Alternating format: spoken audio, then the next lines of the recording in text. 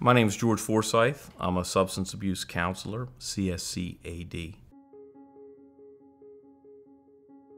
I was a Maryland State Trooper from 1985 until 2009. Most of my career here in Maryland was in an undercover capacity. I've worked a broad spectrum of criminal activity undercover. I specialized in contract murders. And certainly drugs are the bread and butter of anybody working undercover. And even early on in my career, I saw that no matter what type of crime I investigated, there was some drug aspect to it. Either they were using drugs, there was a profit motive, or something. I could be working any kind of case, a stolen property case, for example. The people that were doing the stealing had a substance use problem. I could be working a prostitution or a vice case. Drugs were throughout the case. So early on, I found that drugs pretty much permeated every aspect of, for the most part, of criminal activity. My calling or my passion is to work with police officers, struggling with anything, but especially substance use disorder, since that's my skill set. But there's a couple of challenges working with police officers that keep them from coming into treatment. There's a lot more of them that need treatment that aren't in treatment than there are in treatment. And one of them is the us and them mentality, where as a police officer, you start to feel it's us against them, and we're the us, and the only people who understand it is us, and the only people who have my back are us. And then there's them, who are typically the ones that you're arresting for the very problem that maybe this officer has now. And he has to come to see that, in a way, I'm kind of becoming a them. And that's a tough pill to swallow. I'm becoming the them when I'm the one that's out there dealing in society with what the them is doing. The drunk driving arrests, the drug possession, the prostitution, the thefts, all the things that come along with it sometime. Well, now I'm still an officer, but now I'm kind of in that. And that's a tough pill to swallow. Another problem there's a couple of situations that make it a little tough for police officers to come into treatment is a lot of times a support type of groups, like a 12-step group. Well, if I'm a local police officer and I'm going to my local NA meeting, there's a good possibility that I'm going to run into somebody that I've either arrested or I'm going to arrest in the future. And I have to worry about my job. If a police officer is the kind of job that's not just a job, it's an identity. It's a 24/7, it's an identity. You can tell by the way they dress, who they socialize with. Their whole life becomes this identity as a police officer.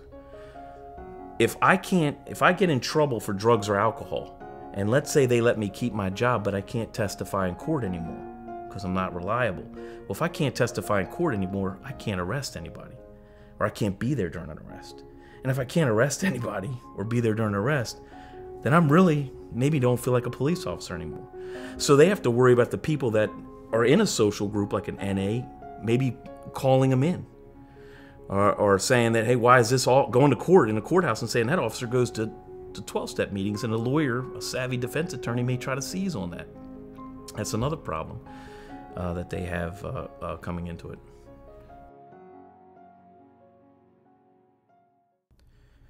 Well, when I'm dealing with anybody, I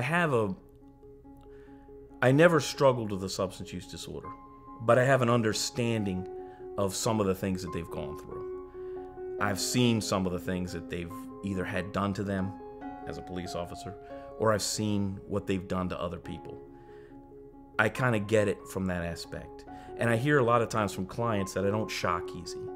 There's not much they can tell me that I haven't seen or heard about, at least, and there's really no judgment anymore about it. I get it. You know, I get that you have this disease and you've done some horrible things, or some horrible things that have been done to you. I get it. Let's start to work through that. I have an understanding too of, not as much anymore, I'm getting older, but the terminology and the drugs that are out there and how they package them and the words they use and the way they describe it. They don't have to get into a whole lot of that with me. Now, with officers especially, they can talk about a problem they're having with administration or a particular form they have to fill out or something that happened with court. And I definitely get that. I've done everything that they're saying. That is when I work with police officers or federal agents, I hear that one all the time, that they feel comfortable that I'm an us, just like they are. And I get what they're saying. You know, I understand what they're talking about when they talk about trauma or how something affected them. I've been there, you know, so I understand that. Well, it's not really my job to, other than I try to breaking the us versus them mentality as I start to deal with some of the guilt and shame of some of the stuff that they're doing. Let's face it, if you have a brain, which most people do, but if you have a brain, you have at least the possibility that you could be addicted to something. And it may not be drugs or alcohol, it might be sex, it might be pornography, it might be gambling. That's a huge problem. I've heard that several times with police officers, where gambling is the problem. So, if you can convince them more of the disease model of addiction, of how that works, how the brain chemistry is altered, and things of that nature, then maybe they start to see, okay, it's not a us and them issue. I just have to stop drinking. I have to get help to stop drinking. We're using drugs. With PTSD, post-traumatic stress disorder, which is huge with law enforcement, you figure that's post-traumatic stress, and they have to be exposed to a fair amount, at least, of traumatic stress.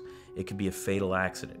It could be the one going to the person's house to tell them that your son was just found dead in a car accident. It could be search warrants where everybody's screaming and the babies are screaming and the kids are crying. It could be any type of incident they're involved with, where they're shooting or fighting for their life or something else. So there's certainly, you have that part covered. They certainly are exposed to more than their fair share of traumatic stress. Well, with post-traumatic stress, what you have is this, if you're diagnosed with it, some of the criteria, or part of the criteria, is this intrusive thoughts, these nightmares, these bad memories, these thoughts that just keep coming in and coming in, and sometimes you can't control when they come in. And what you see with PTSD is an effort to cope or withdraw from those particular feelings, to pull back from those feelings, because those feelings are uncomfortable. Those feelings are horrible. So you're trying to pull back, and there's unhealthy ways to do that. A very unhealthy way could be drugs and alcohol.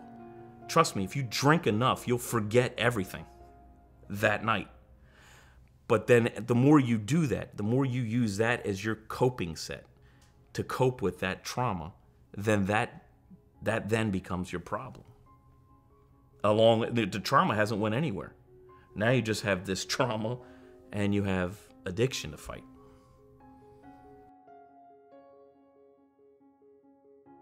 I would just like to add, especially emphasizing when it comes to police officers, that a lot of times the ones I work with, they come in on their own, but not really on their own. The department has sent them in, their family has sent them in, and a big worry that they have, like I said, police work is an identity, not just a job. So a big worry that they have is, I'm going to lose my job. I'm doing this to save my job, and thus my identity as a police officer. That's the only reason I'm here. I want to save my job and that. And I really do get that. I did that job for 25 years. I loved it. I loved it. I get that they're trying to do that. My job is different. I'd love it if they could keep their job. My job is to keep them alive. I don't want to hear about another police suicide. I don't want to see a police overdose. I don't want to hear about another police officer wrecking his car drunk and kills himself or someone else. I don't want to hear about that anymore. If I can do whatever I can to stop that. That's what I feel like I'm called to do. That's my passion. There's a common expression you hear, I've heard in the AA and NA circles, the 12-step circles. Whatever you put in front of your recovery is going to be the first thing that you lose anyways. So all this stuff, the job that they're putting in front of, I can't lose this job, you're going to lose it anyways. And actually, hopefully that's all you lose. You don't lose your family and you don't lose your life. We can get you another job. You might be able to keep this job, but you got to get in now.